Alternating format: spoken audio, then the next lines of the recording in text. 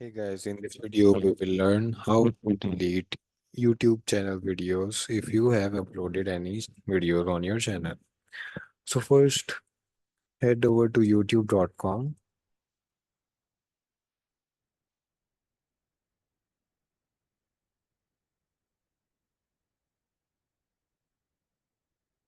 and then click on your profile icon on the top right and click on view your channel. Click on manage videos here.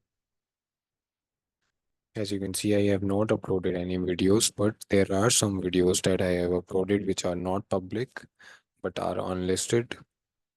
So if you click on manage videos, it will show you all the videos, whether they are private, public, or unlisted.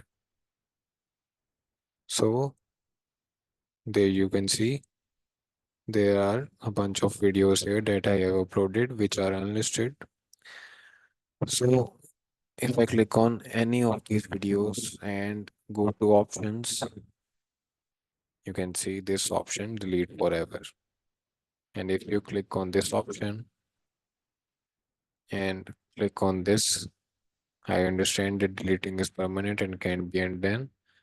And I will just click on delete forever and the video will be permanently deleted from my channel. So that's how you delete videos from your YouTube channel on computer. That's it.